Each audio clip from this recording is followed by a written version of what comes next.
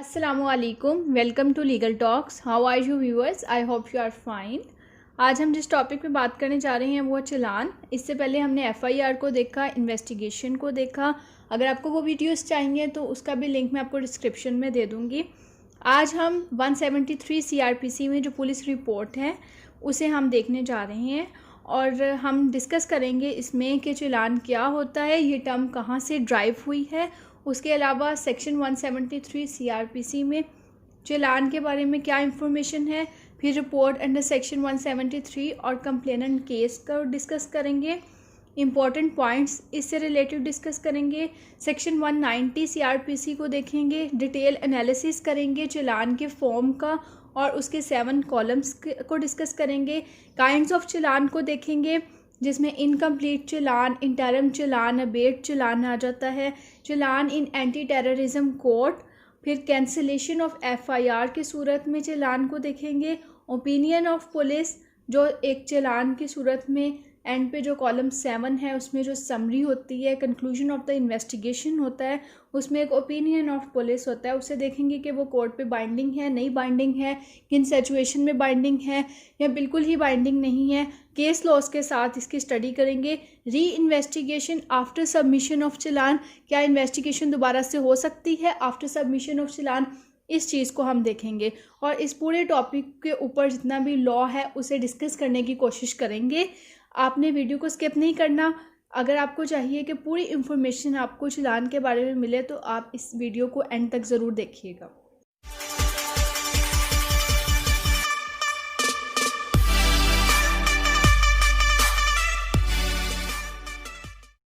Police report under 173 CRPC.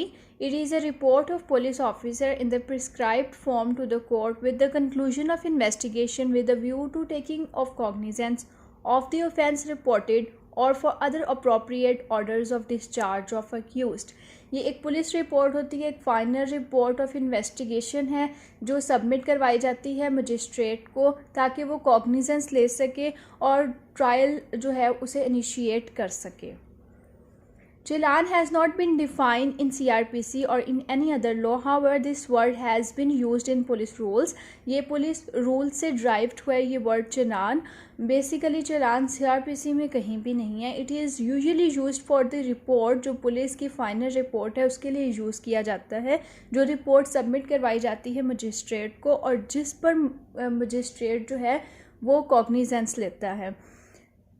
In which investigator officer has found sufficient evidence against accused and recommend him for trial. अब private complain जो है वो section 4A of CRPC define करता है, जिसमें complain as allegation ऑरल और in writing to magistrate with a view to his taking action that some person whether known or unknown has committed an offense, but it does not include a police report. So it does not include a police report. ये हमारा important है हमारे लिए कि private complain में सिर्फ complaint होती है और इसमें पुलिस क्योंकि इन्वेस्टिगेशन नहीं करती उस तरह से, इसलिए कोई भी पुलिस की रिपोर्ट इसमें नहीं होती। इसके अलावा हम इम्पॉर्टेंट पॉइंट्स देखेंगे regarding report under section 173 CrPC. सबसे पहले result of investigation.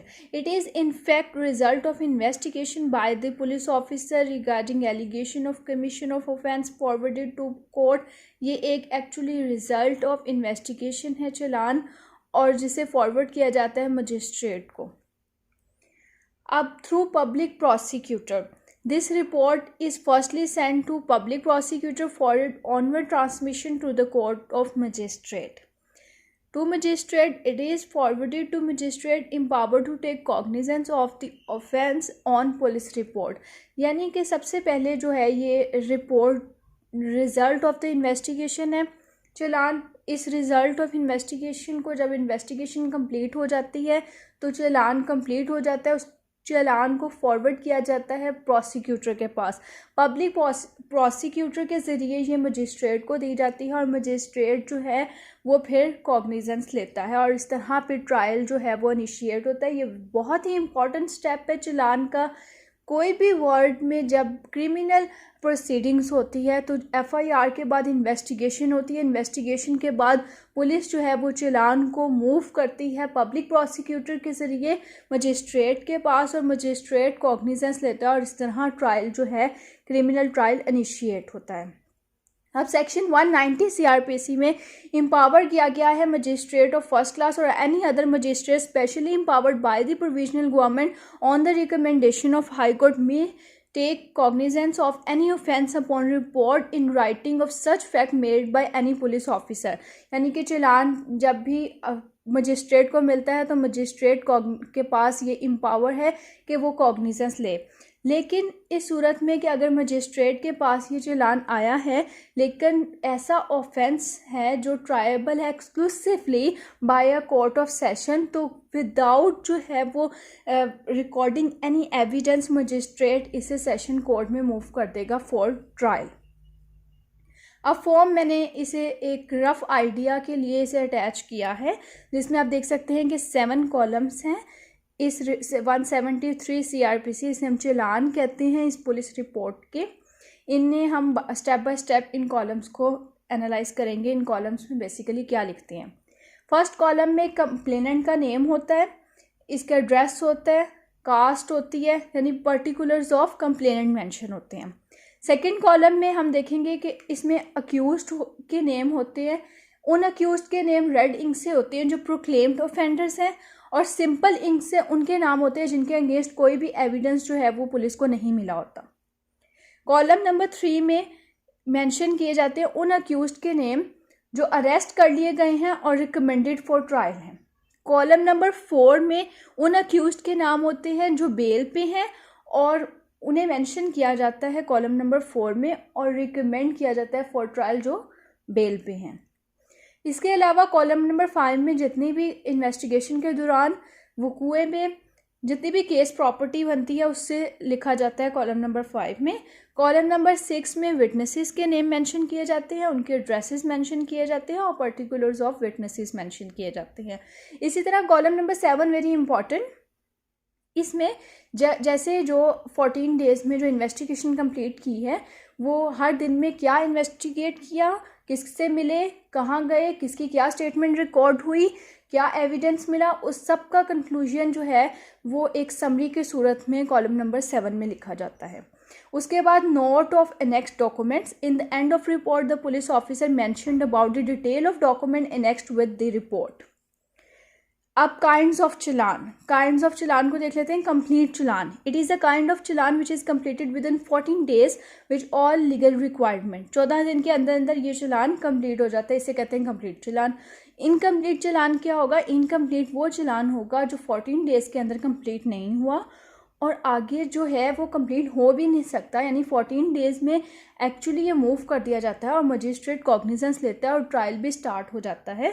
For example 2 accused are arrested by remaining 2 are proclaimed offender, और प्रोक्लेम्ड ऑफेंडर के अगेंस्ट जो है वो पुलिस जो है वो इन्वेस्टिगेशन कर रही है लेकिन साथ में ट्रायल भी स्टार्ट हो चुका है। एक इंटरम चालान है। इंटरम चालान 14 डेज़ में कंप्लीट नहीं होता, इसके लिए पुलिस को रिक्वेस्ट करके 3 ग्रेस डेज दिए जाते हैं और इस तरह टोटल डेज बिकम 17। लेकिन पुलिस को इस सूरत में सेटिस्फाई करना होगा और ऐसी रीजंस कोर्ट को देनी होगी कि वो 14 डेज़ के अंदर क्यों इन्वेस्टिगेशन कंप्लीट नहीं कर सकी और उसे 3 ग्रेस डेज क्यों चाहिए। अगर वो सेटिस्फाई कर लेती है कोर्ट को तो फिर कोर्ट इसे 3 डेज़ और एक्स्ट्रा देगी इन्वेस्टिगेशन कंप्लीट करने के लिए ताकि चालान को कंप्लीट किया जा सके। Process on incomplete challan report. Court may commence trial on this interim report unless the court for reason decide that trial should not be commenced. Interim और incomplete चालान पर भी कोर्ट जो है वो ट्रायल को कमेंस करेगी until and unless उसके पास कोई रीजंस हों कि वो ट्रायल को क्यों स्टार्ट नहीं करेगी और उसे वो रीजंस बतानी पड़ेंगी कि ट्रायल को क्यों स्टार्ट नहीं किया जाएगा, कि इन्वेस्टिगेशन जो है वो इस कदर इनकम्प्लीट है कि ट्रायल जो है वो स्टार्ट नहीं हो सकता। उसके बाद जो है 4th untraced challan, a kind of report in which accuse not be trace और रिमेन अननोन और mostly a cases in which accused are unknown और नॉट नॉमिनेटेड इन केस। यानी कि ये ऐसे केसेस होते हैं जिसमें एफआईआर जब दर्ज करवाते हैं तो जो अक्यूज़्ड हैं वो अननोन होते हैं और इन्वेस्टिगेशन के दौरान भी उनका नहीं पता चलता, इसलिए इसे अनट्रेस्ड चालान कहते हैं। Abate challan, it is a kind of report in which accused declare died और they died. Simple. Challan in Anti-Terrorism Code. Anti-Terrorism Code has got the power of magistrate. Therefore, challan in offence triable by Anti-Terrorism Code are directly sent to that court. और इसमें directly send कर दिया जाता है क्योंकि उसके पास power है magistrate की। Cancellation of FIR. Strictly, there is no power in CRPC for cancellation of FIR, but such power has been treated as inherent in Section 173 CRPC. Read with Section 190. So, the language used in that section does not directly refer to the matter. Actually, cancellation of FIR की specifically कोई बात नहीं की गई CRPC में, लेकिन 173 के अंदर जो है पुलिस के पास पावर है कि वो कैंसिल कर सकती है FIR को, और मजिस्ट्रेट भी कैंसिल कर सकता है। दोनों सूरतों में अगर पुलिस कैंसिल करती है तो उसे एक रिपोर्ट सेंड करनी है मजिस्ट्रेट को कि उसने ये कैंसिल क्यों की FIR, रीजंस उसने देनी है और कोर्ट को सेटिस्फाई करना है। Opinion of police. Opinion of police जो है वो बाइंडिंग नहीं है कोर्ट्स पे। इसकी हेल्ड हुई थी ये PLD 2009 लाहौर 218 में कि opinion of IO does not make any accuse guilty और innocent and his job is only to collect some material to place it before the court which can declare the accused guilty or innocent, but the people waste time and delay proceeding in get favorable opinion। यानी कि favourable opinion police का लेने के लिए जो लोग हैं वो ऐसे ही जद्दोजहद करते हैं और डिले करते हैं प्रोसीडिंग्स को, जबकि आईओ की जो चलान के सूरत में एक इन्वेस्टिगेशन के कंक्लूजन की सूरत में जो एक ओपिनियन सामने आता है वो बिल्कुल डिक्लेयर नहीं करता कि अक्यूज जो है वो गिल्टी है और इनोसेंट है। आईओ का काम, पुलिस ऑफिसर का काम सिर्फ और सिर्फ इन्वेस्टिगेशन करना है और ये डिसीजन करने की पावर सिर्फ कोर्ट के पास है। अब इसी तरह री इन्वेस्टिगेशन आफ्टर सबमिशन ऑफ चलान, क्या री इन्वेस्टिगेशन हो सकती है? अब ये हेल्ड हुआ था PLD 2007 सुप्रीम कोर्ट 31 में कि a matter may be reinvestigated after submission of challan in court by the police, however no court including high court has the power to direct police to submit report in a particular manner. जिस तरह opinion of police जो है वो court पे binding नहीं है और वो ओपिनियन जो पुलिस का है वो गिल्टी और इनोसेंट नहीं डिक्लेयर करता अक्यूज़ का, इसी तरह जो कोर्ट है वो भी इंटरफेयर नहीं कर सकती इन्वेस्टिगेशन में और वो पुलिस को ये डायरेक्शन नहीं दे सकती कि इस तरह से इन्वेस्टिगेशन करो और रिपोर्ट को इस तरीके से सबमिट करो। किस तरीके से सबमिट करना है और इन्वेस्टिगेशन कैसे करनी है, ये पुलिस की एक इनहेरेंट पावर है, वो इन्वेस्टिगेशन में कोई कोर्ट इंटरफेयर नहीं करेगी। ये था चलान का टॉपिक। इससे आगे हम चार्ज के टॉपिक पे जाएंगे। नेक्स्ट टॉपिक हमारा चार्ज पर होगा। अगर जो मेरे इस चैनल पे न्यू है वो इस चैनल को सब्सक्राइब कर लें और बेल आइकन को दबा दें ताकि इस तरह की अपकमिंग वीडियोस आप तक पहुंचती रहें। अगर आपको ये क्लास क्लियर है तो लाइक करें, अपने फ्रेंड्स के साथ ज़्यादा से ज़्यादा शेयर करें। अगर कोई क्यूरीज है तो मुझे कमेंट सेक्शन में बताएँ और अपना बहुत सा ख्याल रखिएगा। मेरे लिए भी दुआ कीजिएगा। अब तक के लिए इतना ही। अल्लाह हाफिज़।